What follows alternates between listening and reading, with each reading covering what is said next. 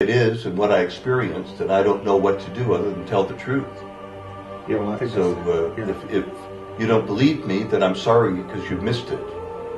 You miss a part of reality, and that's something you'll have to discover for yourself. And I'm not trying to prove anything. I'm sharing the information, and the 154 people that have had a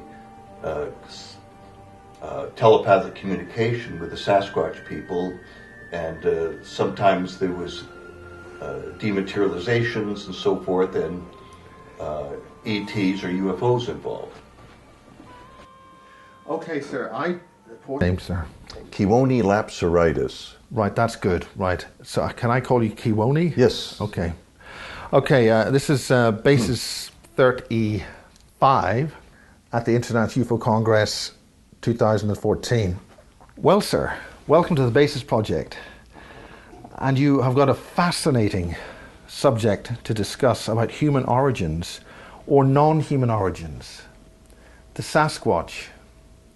Can you tell us about who you are and what are the Sasquatch? Yes, I'm a social scientist that has been making my living as a health consultant. I taught anthropology briefly at a New England college, and I've traveled to over 40 countries all over the world, including the Himalayas, investigating the Yeti, or abominable snowman. I've been, for the last 57 years, been researching the Bigfoot Sasquatch phenomena.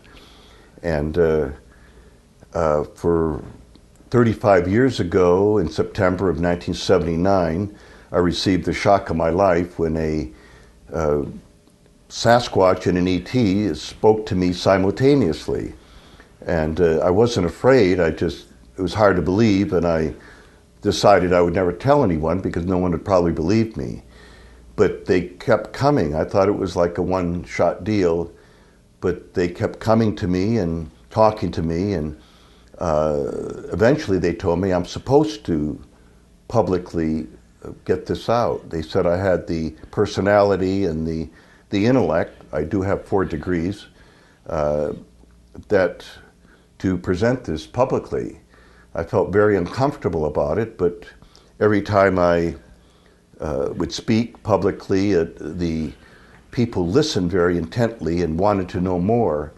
And the people have never heard of a Bigfoot UFO connection because they think that Sasquatch is some animal, some real lowly primate, a subhuman that's happened to be out there, and that's a branch of Gigantopithecus. And nothing could be further from the truth. Mainstream science says, yeah, they don't exist, and a few maverick scientists say that, well, it's Gigantopithecus, folks. And what they're doing is, there's no proof of that, of course.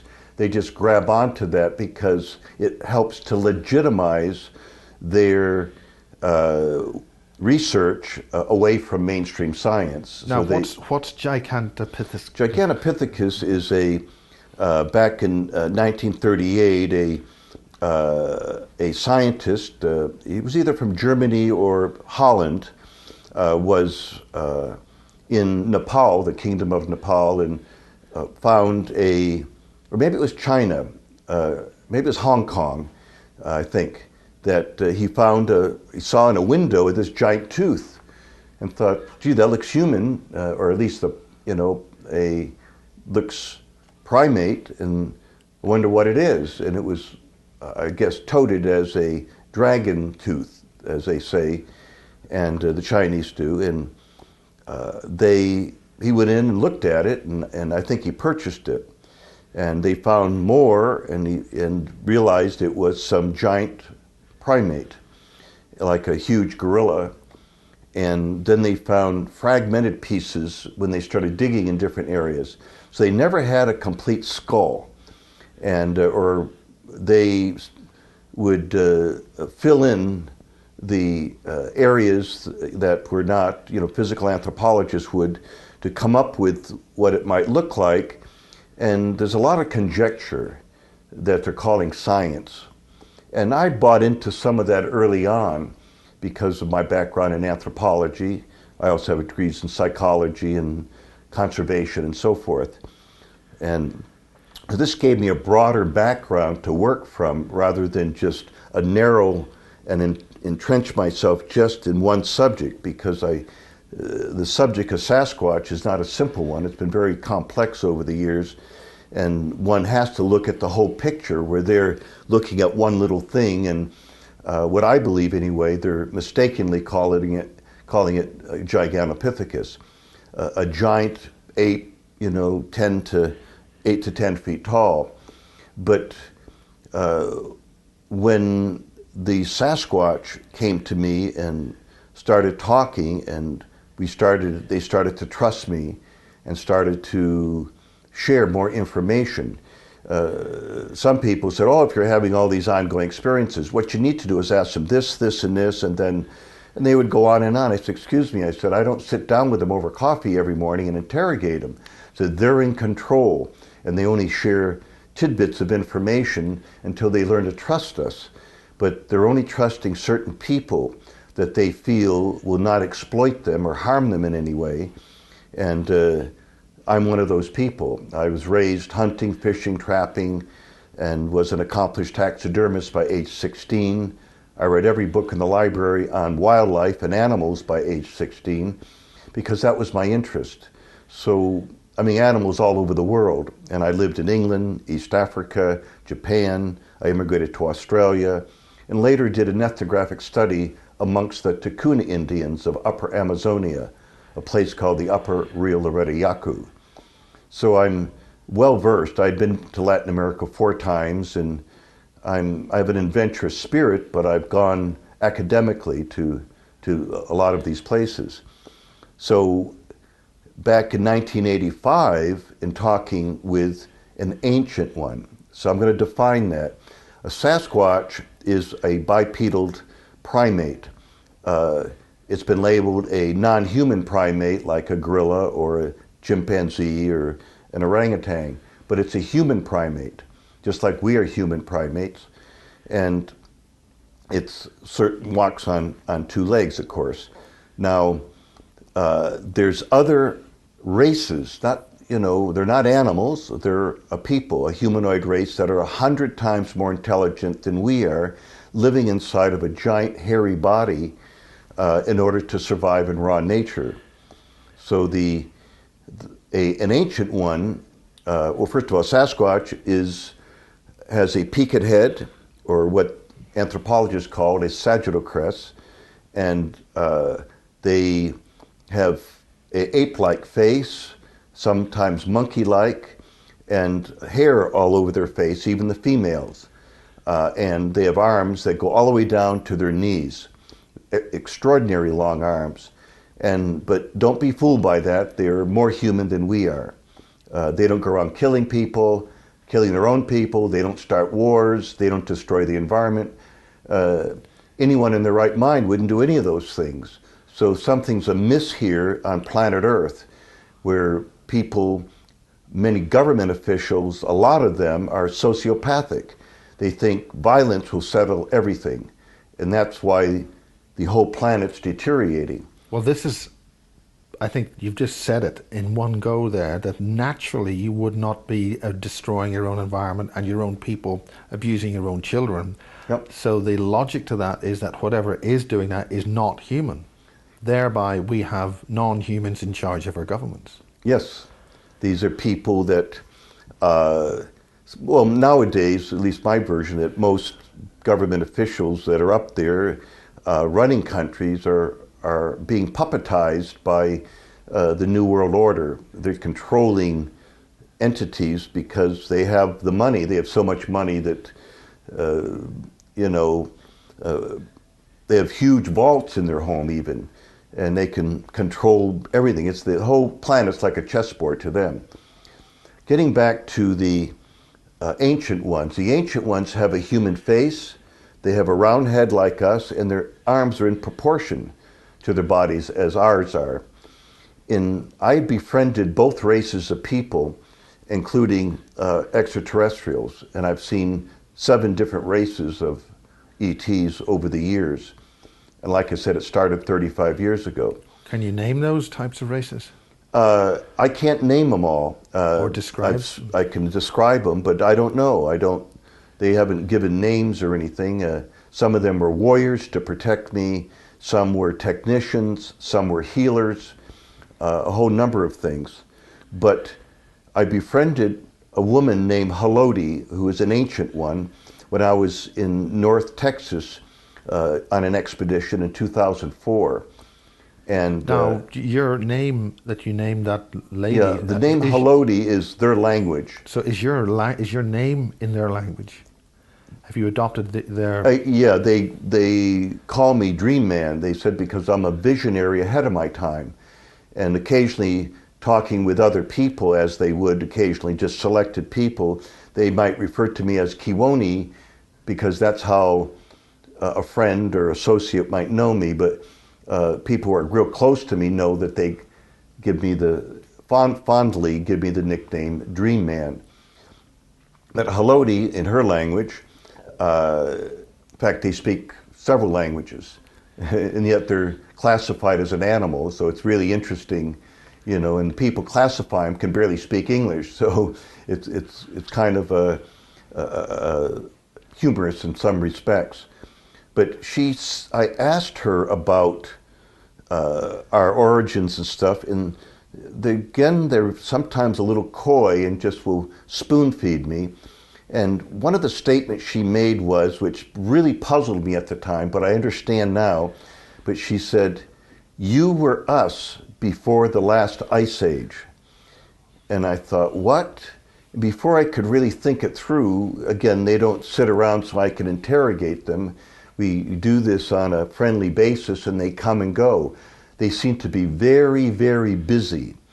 And I don't mean busy just feeding, and because some naive researchers who've been doing this for a long time believe that they're eating constantly because they're so huge and they have to bulk up and all that stuff, and that they do that because they hibernate, which nothing could be further from the truth. It is not true. These people who have a good reputation, many of them, people believe them even though they just fabricated it. It's their own little theory, but to them it's reality, and they present it as reality, which is really distorting who the Sasquatch people are and the ancient ones. So what I believe now is that she's saying the ETs took the DNA from them to produce us along with some ET DNA, and so they can. We are not giants because they took that gene out, and we don't have hair all over their bodies because they took that out, and so on. So there is something to that respect. And you may say, but wait a minute, you know, that's it's still a problem here because you're not explaining it. So that was 2004, but in 1985, an ancient one and I, when I was interacting with them, said, I asked them, just in general, I didn't want to use too many $50 words and like Gigantopithecus and that kind of thing, and I just said, well, you know, were you the caveman that anthropologists say, you know, that talk about? He says, I know nothing of any caveman. He said, we were seated here millions of years ago during the time of the dinosaur by our friends, the star people. And I said, seated? He says, yes, long before your people were seated. And when he said that, it stunned me because I came from a Darwinian perspective and part of my education and everything. And I just thought, well, what's the joke here? And I waited, and there was no joke. And a month went by, and a friend of mine sent me the book, The 12th Planet by Zecharia Sitchin. And since then, I've read all of his books. In fact, 5 different conferences, we were on the same program speaking.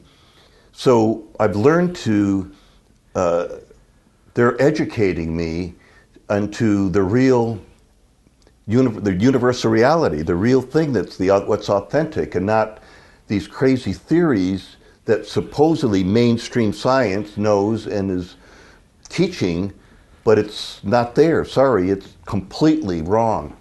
And so science is really talking mythical stuff, where they claim I am, in that sense, as a researcher. I also asked one, I said, "Are you the missing link?" And he chuckled, and I said, "Why are you chuckling?" And he said, "You don't understand." He said, "You people are the missing link. You don't know where you come from or where you're going." And I quickly agreed with him. But they do. But they do. So they, again, have been educating me, because I befriended them 35 years ago, and it's ongoing. I mean, well over 1,000 times they've come to me. And how do they do that? How do they come to you? Generally, I've seen them physically 8 times in the physical, and the other times, I would guess and say half the time, I see them as a living apparition, and sometimes just the outline of this giant person standing there, but I could still see through them, and there's no definition at times. And other times, I don't see anything. It's their voice coming through, but clairsentiently, that is, feeling telepathy, I know it's them. And I try to explain this to people that don't understand, and they say, "Well, wait a minute, if you don't see them, then it's, this and that." They come up with reasons, and they don't understand. Telepathy, there's 3 kinds of telepathy. There's feeling telepathy, verbal telepathy, and visual telepathy. And I've experienced all 3 at the same time, sometimes just visual telepathy, sometimes the verbal stuff, and sometimes just, quite often, clairsentience, which is feeling telepathy. And so you feel their core without them saying, this is Sunni, or this is Halodi, or this is Pashoma. Any of these people, I already know who they are, because they radiate that in terms of feeling telepathy. And some people say, "I don't understand how that could be." And I say to them, well, if you came in out of the cold and visited somebody in their house, and you sat down in a chair, and you were facing the person talking, and you heard a whirling sound of a fan behind you, and all of a sudden heat was radiating towards you, you would say, "Oh yeah, it's a cold day and they got the heater on." You don't have to turn around and jump up and say, "What's going on here?" You already would know without even looking at it. If I could use that as an example, that's how their essence, their persona radiates to me and other people that have had these experiences, which to date it's 254 people. 3 physicians. How do you know 254 rather than 255, and whereabouts has this happened? I'm sorry? How do you know it's 254? Why put aside such Because I documented this, and I met 2 people here that I interviewed. When I arrived here at the conference, it was 252 people, and now it's 254 that have had telepathic communication with them, and some of it ongoing. So, but getting back to our origins, they told me that later this year they're going to take me through a portal to the parallel world, and they've taken me through twice, but then erased my mind. And they said they won't be doing that this time. They want me to meet people, these other beings, and that they would start sharing our origins in greater detail, and to discuss our solar system and the universe and things they said that you have been a mystery to me. So they told me last week they want me to write 2 more books. For example, my first book is The Psychic Sasquatch and Their UFO Connection. The second book is that came out in 2011 is The Sasquatch People and Their Interdimensional Connection. So they want me to write a smaller book now that they refer to as the trilogy. they said a trilogy has great power because it's three, the number three. That's how they think and who they are. They know that more than we do. Are the books telepathic in that they give me some information telepathically, but basically they trust me on this, and because they're the ones fed me the information to begin with, or make sure that I connected with other people who are having these experiences. So being a social scientist, I piece this together like a giant puzzle, and in order to start seeing a broader picture of what their reality is and how they function and what they're doing.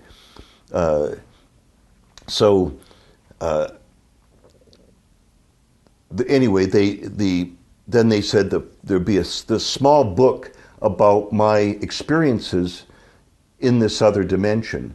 Because an ET told me, I don't know, 9 or 10 months ago, he said, once you get settled in your spiritual life, in this new place they told me to move to, which I'm not going to say, then they're going to take me through the portal. And he says, now you'll understand quantum physics and how it is, because as a scientist, you're very explicit and very succinct in what I do and say in describing many different events. And they want me to put this in a small book in order for other people to understand. And then they said there'll be a fourth one that'll be all photographs of them.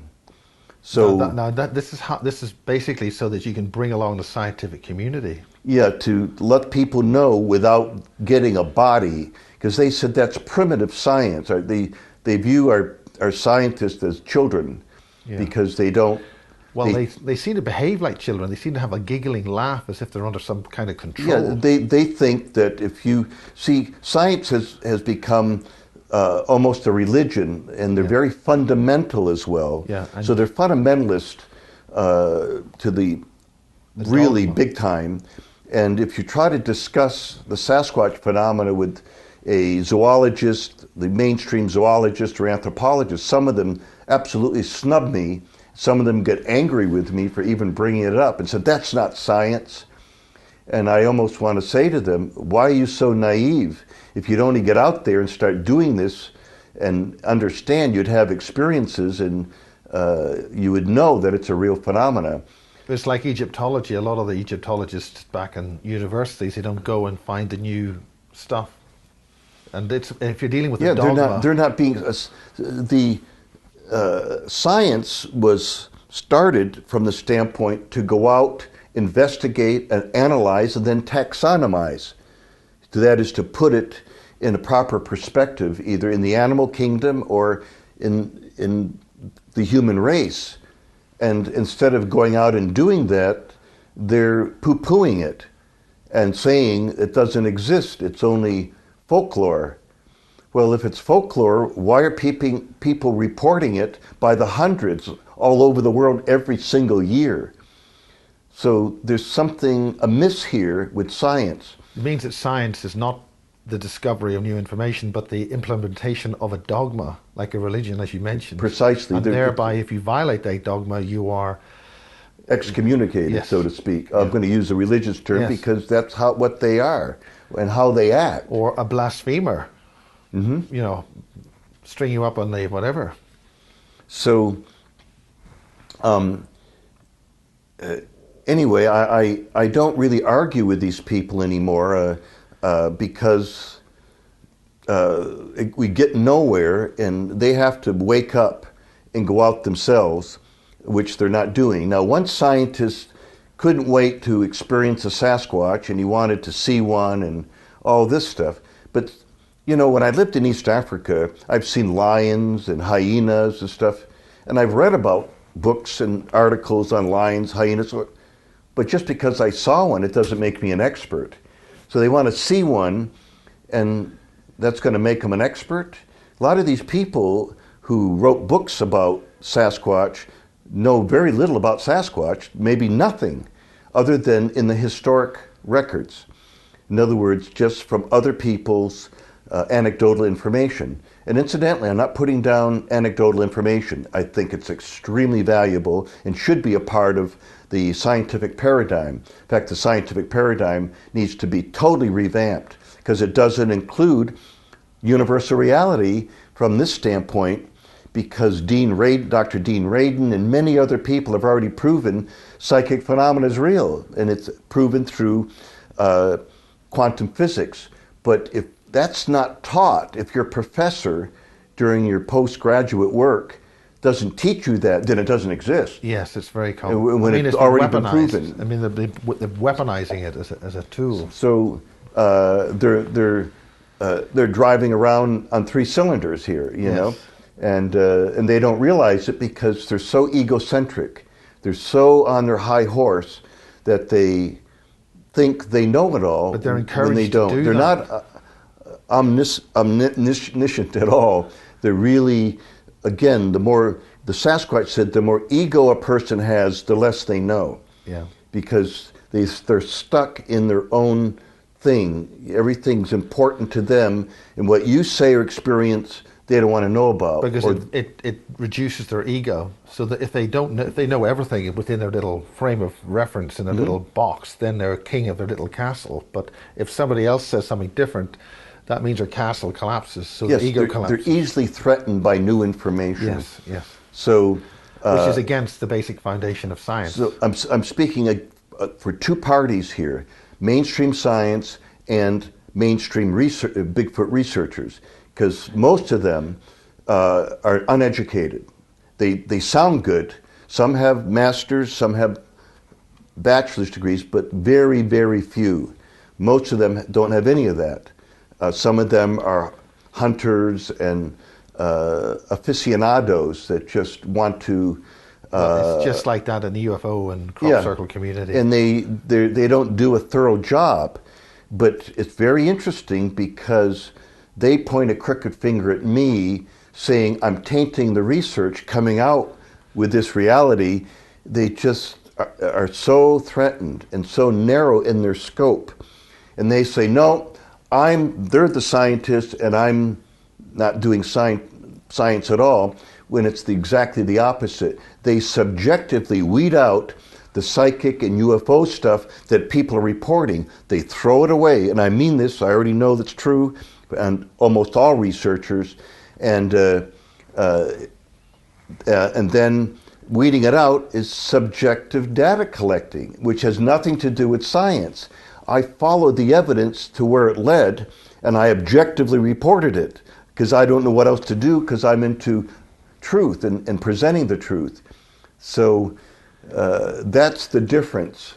And they get upset with me, but I stay clear of them now because, a lot of them are good people. I'm not saying they're bad people, but they're not facing reality.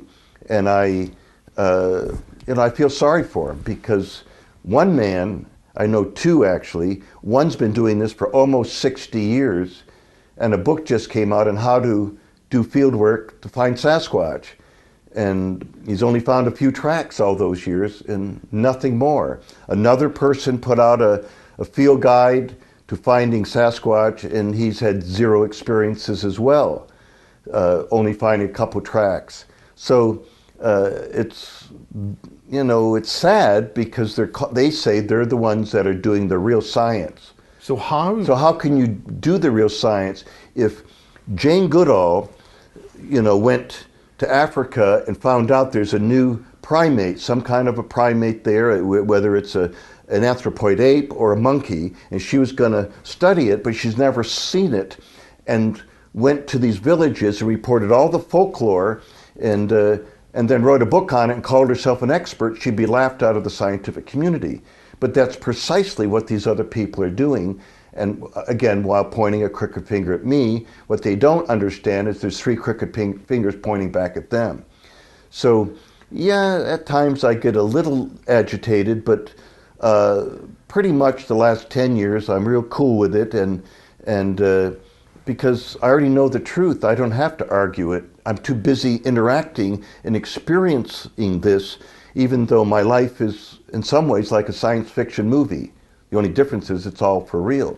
Why do you think they chose to talk to you? Have they explained Well, it to you? there's this phenomena that I figured out, and I asked them, and they were very surprised. They said, we didn't realize you were that aware, and or that advanced even, they mentioned. And I said, what do you mean? And they said, well, you know where your soul is from, and that your soul is not part of the mainstream. And all these other light workers that love us and aren't afraid of us and want to interact with us on a human level, using unconditional love and trust, are many of them from our people, that are the souls entered the human body in order to advance everybody else. Because So they must have the ability to choose. To me, sounded which bodies. outrageous. Yeah. But as time goes on, meeting other people, I met a man in Pennsylvania that was writing me and calling me, and I finally, in 2005, went out there for 8 days, and he picked me up in a truck, and he seemed really careful with me because he didn't want to, reveal too much. And when we got in the truck, I wasn't there 5 minutes. He's just the nicest man. And he said to me, we started talking about Sasquatch, and then he said to me, you know, Kewaunee, he said, this may sound strange to you. He says, but I feel like a Sasquatch half the time. And I looked at him and I says, that's because you are. He goes, huh? I said, your soul. I said, I can't prove that. Nobody can prove it, but you can feel it. You feel it, I feel it, other people feel it. I'm an ancient one. Again, publicly, I've been avoiding this. You asked me, but I've been avoiding it because it's very, very personal. And it sounds too airy-fairy. And again, that's something that really cannot be proven. But they said yes, and told me what's constellation and even other planets. And now my fiancée, Kelly Nesbitt, they told her the same thing. And when we got together, we just flowed back and forth. The respect and the love and the understanding was so powerful, we never have to explain anything. We read each other's minds, and all the time. I mean, it's just one of the most beautiful things I've ever experienced. And they introduced her to me and said, you're soulmates. And that term's been thrown around so often that I would tell people, yeah, sure. And people would say to me, well, I just found my soulmate. I meet him 5-6 months later, and I say, how's your partner there? Oh, we broke up a long time ago, you know. So obviously they're not soulmates. In other words, they'd be very attuned. Yeah. And certainly Kelly and I are, and her life has changed and my life has changed in just the last 15 months since we've been interacting. So they've told her a lot, they talked to her a lot, and she's a healer like myself. And what we're going to be doing in the future and what they like us to do, using their medical team of about 6 different races of beings that want to come through and come through me and Kelly to help heal people. So let's get down to where their origins are, and our origins are, and who are they? I mean, who brought them here? What are they doing here? I don't know who brought them here, but they said they came during the age of the dinosaurs. And I have books on it, and I've seen in many other books, pictures in limestone down in Biloxi, Texas, of these 24-inch human tracks beside dinosaur tracks. Yeah. Again, science says we're not going to go look at it because it's a hoax.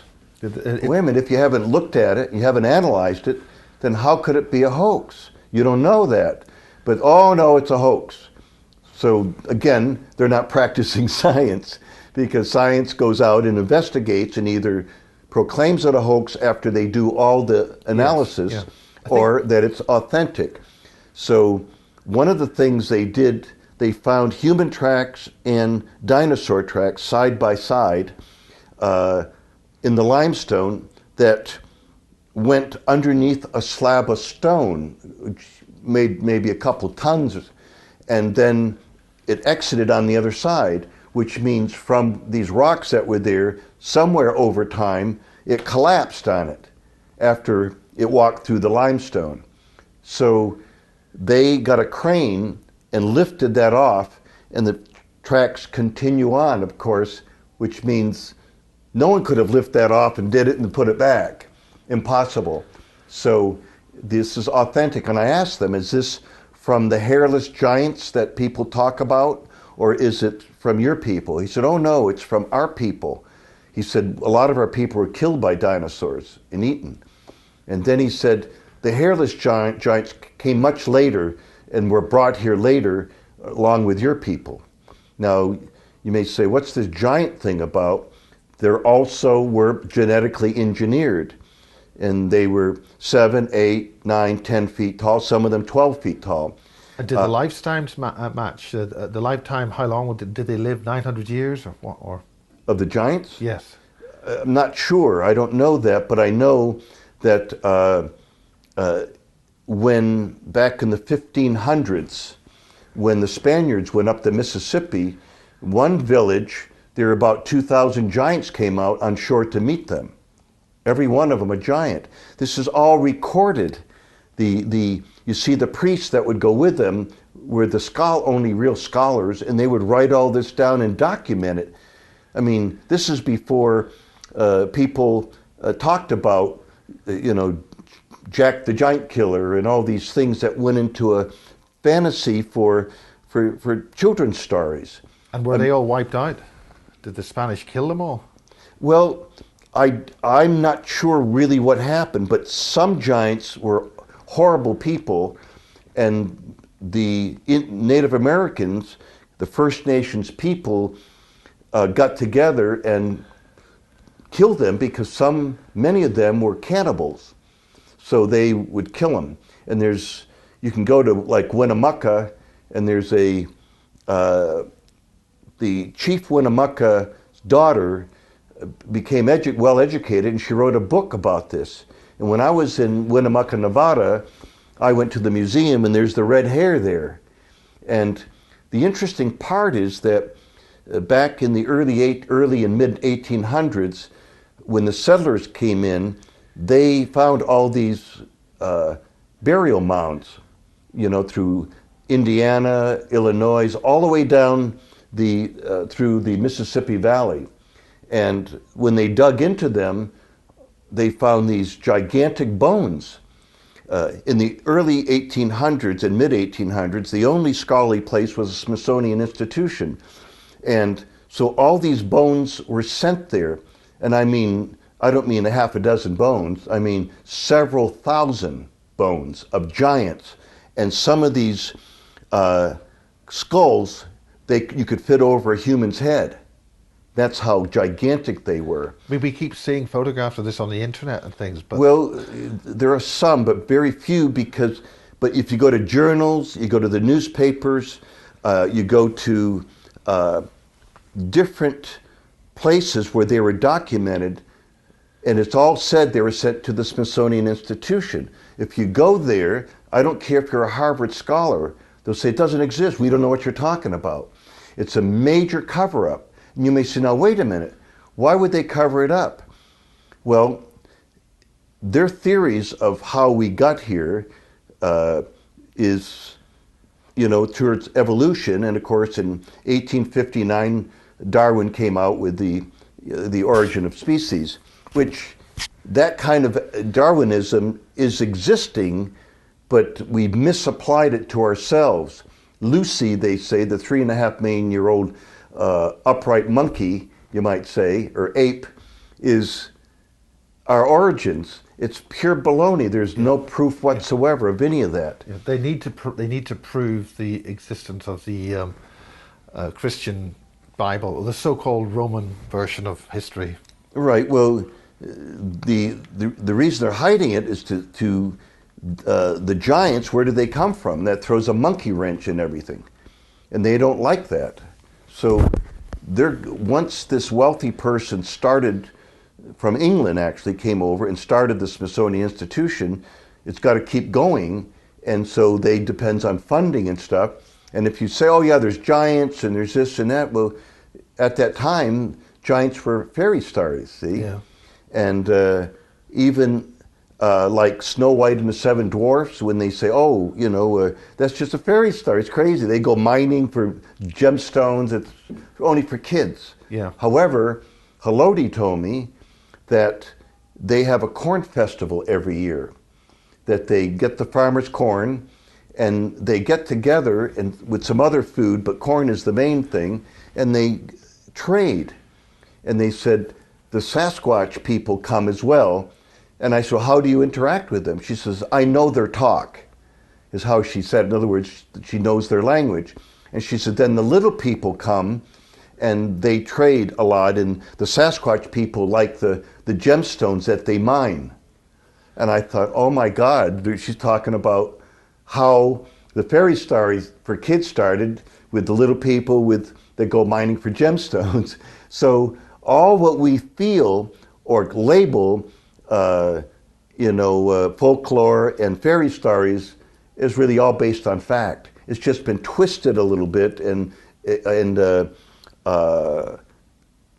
fictionalized to some degree and everything, but it's based on fact, and from what I'm hearing and what I'm seeing. What is a Sasquatch in terms of its biological size and abilities and its psychic and transdimensional abilities?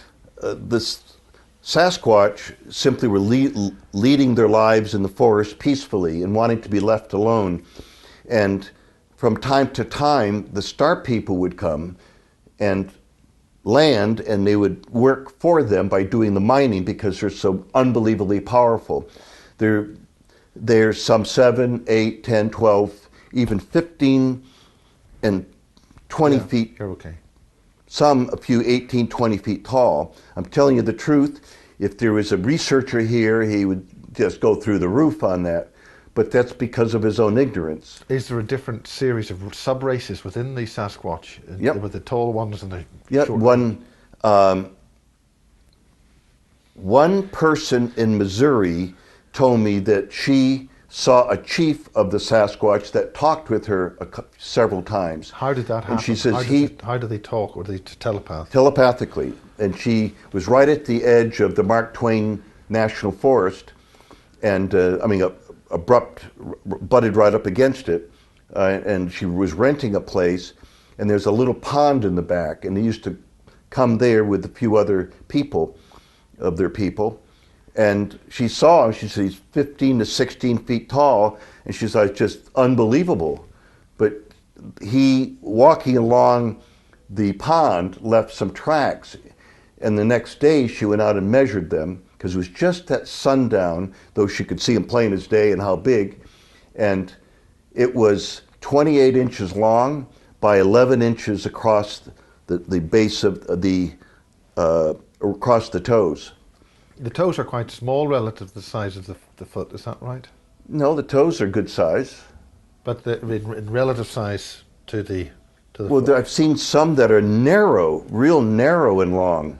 So it varies in some of them. It's not all the same, incidentally. Is that just because of the different types of person, the same way that when we have how many different sizes and shapes of human foot, does that illustrate different species within them? Or some of them have 4 toes, some of them have 3 toes. It's more rare, but they do. And interestingly enough, some hairless giants that I was speaking of before had 6 toes, and sometimes 6 fingers, or on their hand.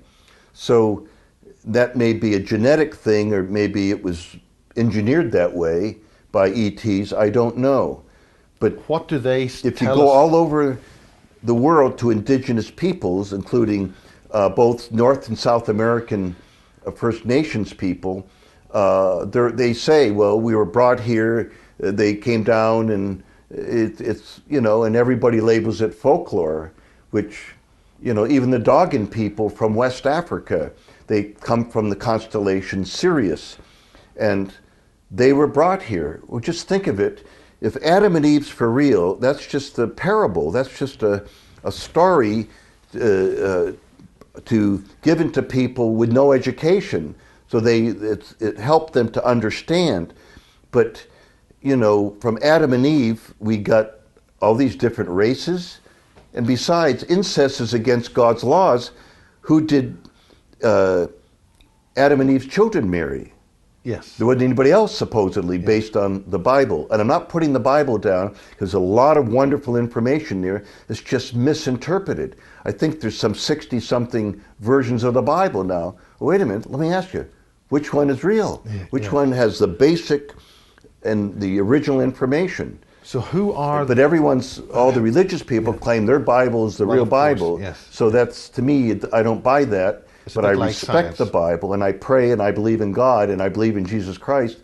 But I'm saying that there's something amiss here, which is people who are overly religious aren't open-minded enough to understand that the Bible is scientific in many ways, but it's been misinterpreted based on my background and what I believe, anyway, at this point. I think some would say it's God's word, but it's human hand has written it, so it's a human interpretation. But where do these Sasquatch say they're from? You mentioned a star system and things. There's 2 or 3 different places that they're from, and I don't quite understand that, but there are different ones. And the Pleiades is one area, and there's some others that claim from other areas that people said that they told them.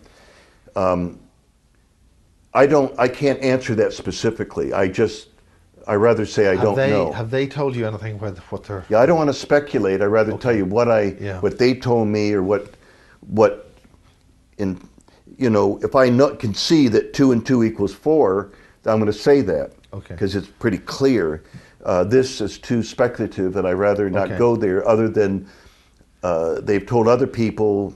Depends. I don't know which ones they were talking to, because some people call the ancient ones Sasquatch because they don't know any better. And the ancient ones have human faces and are different. So even science says, people don't know what they're talking about. They think they see a Sasquatch. One says, they're human, they look human. The other, they look like an ape. So, they don't know what they're talking about, kind of thing, when it's really 2 separate races of people. Because they said there are 7 races of their people worldwide. And some of them are 3.5 and 4 feet tall, like those in West Africa and the Mozambique area. Those that are 5 feet tall are in Indonesia and that region. In Australia, they have 3 different races. One that are Sasquatch-like. Are you referring to the Aboriginals? Yeah, based on what the Aborigines said, that are 6 and 7 feet tall. So are you saying that the Aboriginals that we know are not Sasquatch? Right, they call them Yowies, but I don't know if they were transported there from North America. I don't know. There's not enough proof, so I don't know. Sorry, I'm a bit confused. Are the Aboriginal people that we would know as common Aboriginal Australians, are you saying that they are Sasquatch, or is there another different series of Aboriginals which are Sasquatch? I'm unsure. What I do know is that there are some that are 4 feet tall, that are very, very strong, and a miner in his little mining cabin, 2 of them jumped through the window and wrestled with him.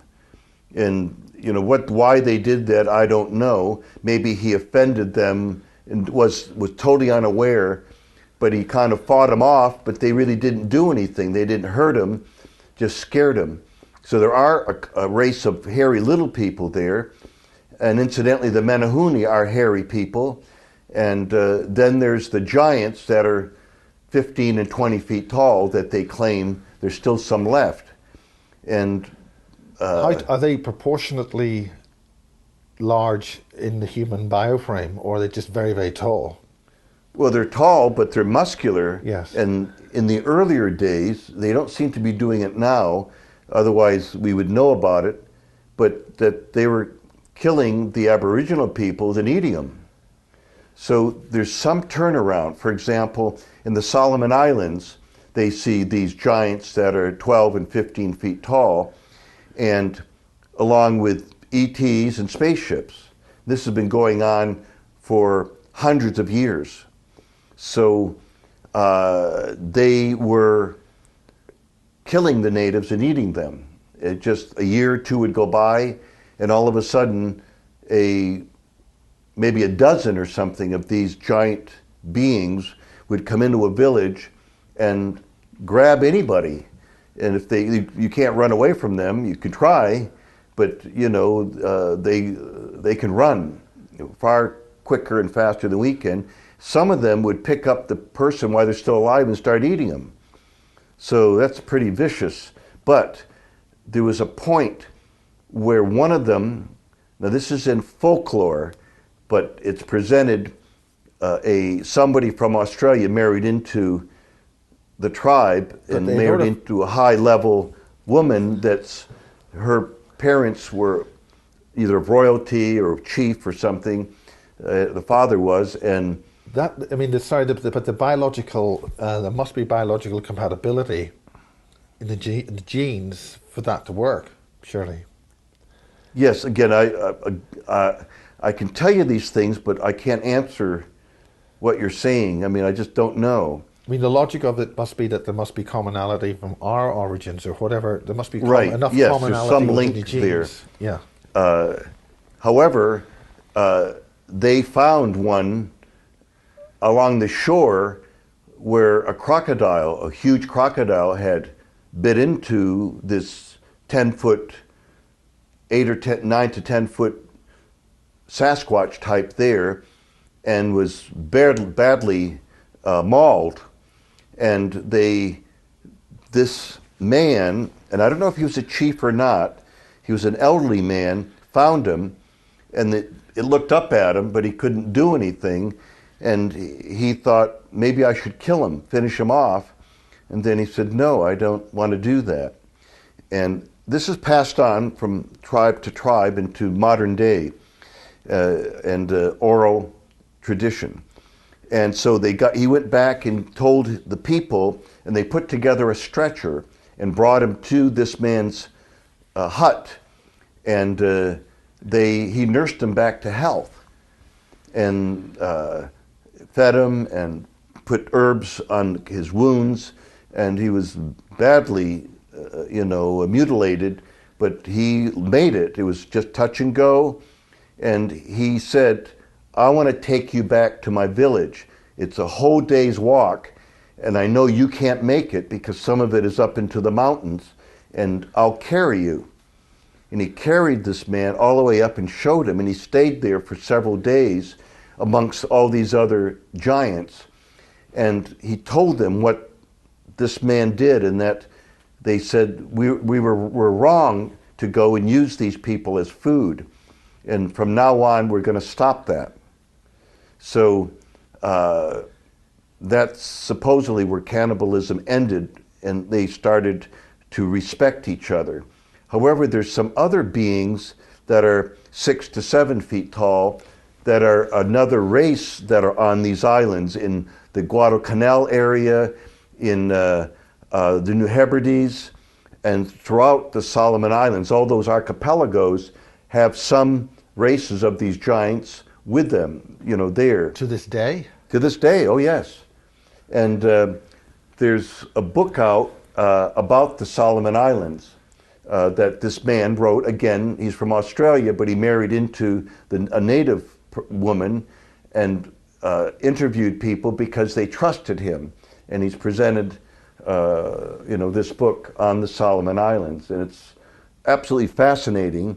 And I don't doubt it, because I was just south of the Solomons on a French freighter, and I spent a whole week in the New Hebrides, And not the island where they tie vines around their legs and jump off a 100-foot tower. Yeah. Not that one. That's an adjoining island. But maybe the island I was on, they had them. I surely would have been shocked at the time. I was 25 years old, and I was still learning about this and knew nothing about a Bigfoot UFO connection or that there would be any on an island like that. So there's a lot we don't know, but science and people in general that are too conservative poo-pooed this without even looking into it, because they think being modern, all that stuff is just fantasy. And they mislabel themselves modern just because we have technology. But our technology has superseded our spiritual development. And that's why we think we know it all, and there's nothing else out there. I mean, I've lectured to a huge audience, and I said to them, well, we found all the animals pretty much and everything on the planet by now. Isn't that true? Everybody, that's right. They all agree. And I said, I'm sorry, you're wrong. They find 5,000 new species every year. And I said, they're mostly insects. Some of them are your frogs and lizards and those kinds of things, and reptiles. And many of them are birds. Many of them are birds.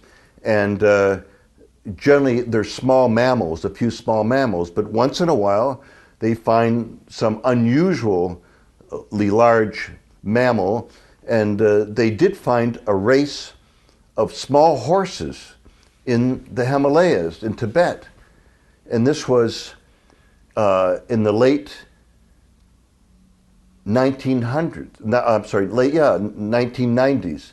And it's fact, and it looks like what the Neanderthals drew that had kind of a wedged head of these miniature horses, where the supposedly our modern horses came from, as time went on. So and then I lived in Tucson, Arizona for 8.5 years. And just outside there, about 40 miles, in a canyon that, it's pretty wild there in the Sonora Desert, they found these rare Spanish horses that have gone wild and been living there since the 1500s, that they didn't know existed. And there's no breeds of them like that anymore, but there are, and they're right there under everybody's nose. So there's many examples of this, and we think we know it all. When I was living close to this mountain range that was all wild next to the Papago Indian Reservation, because I was married to a Navajo woman at the time, they were finding jaguars again that were back, and they were right there by my house. And, up and down, they were seeing them, and they set up cameras and stuff, and were getting photographs of them. And so in they used to be in Texas and New Mexico, and maybe they are now back again. But here these things can kill you. They're 200 pounds, and they're right under our nose, and people are hiking up there thinking there's nothing up there. And they were probably walked by them or saw these felines were watching people, but just so far they never way. killed anyone. So my point is that we are very naive. Even back in 1977, I met someone that I was talking. He wasn't very well educated, but in Wisconsin, and said, I mentioned that I did Sasquatch research, and he said, that's ridiculous. There's no more wilderness out there. There's nowhere for them to hide. And I said, have you traveled much? He says, not very much. Why? And I said, then you don't know what you're talking about. I said, I can place you areas, you'll get lost and they'll never find you again. And I said, I've been there and done that. And so people are naive because they become so urbanized. Well, their source of information is television. Yep. Well, we're just coming to the end of part 1. And what I'd like to explore in part 2 is in one of your photographs at the UFO Congress, you showed a Sasquatch you just caught just before it disappeared. Yes. I'd like to, and you also mentioned vortex, and you mentioned the ETs several times. Well, so I'd like to explore that in part